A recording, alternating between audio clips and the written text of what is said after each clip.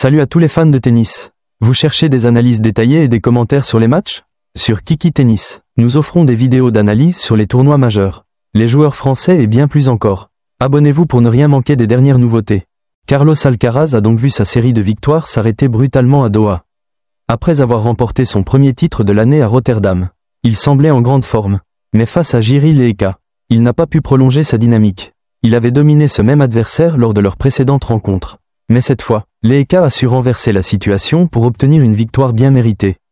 C'est une défaite surprenante pour Alcaraz, d'autant plus qu'il était le grand favori après son impressionnante performance à Rotterdam. La défaite en 3-7 montre que Lehečka, bien que classé plus bas, est capable de rivaliser avec les meilleurs et de surprendre, surtout dans des conditions différentes de celles qu'Alcaraz avait dominées la semaine passée.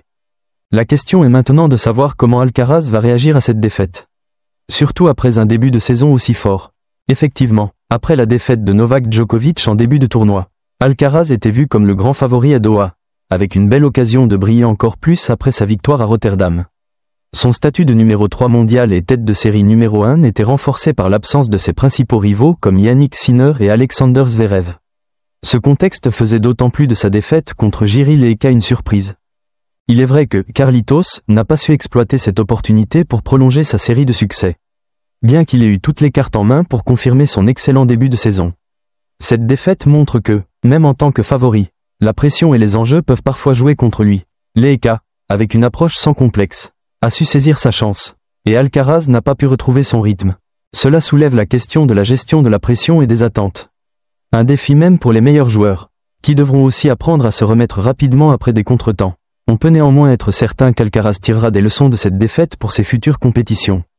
Jiří Lehečka continue de montrer qu'il est un joueur très compétitif sur les cours de Doha, où il a atteint les demi-finales pour la deuxième fois en 3 ans.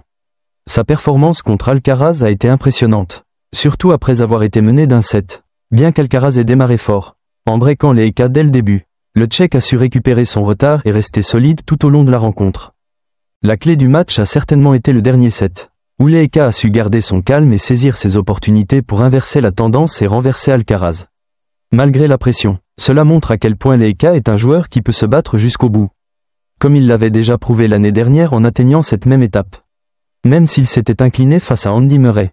Avec sa victoire, Lehečka devient un outsider sérieux dans ce tournoi, surtout après avoir éliminé un joueur du calibre d'Alcaraz. Son prochain match contre Berrettini ou Draper promet d'être une nouvelle belle bataille. Et il faudra surveiller sa progression avec attention. Si le Tchèque continue sur cette lancée, il pourrait bien créer une belle surprise en atteignant la finale. Merci d'avoir regardé cette vidéo. N'oubliez pas de vous abonner, d'aimer et de partager si vous avez aimé le contenu. À très bientôt pour plus d'actualités tennis.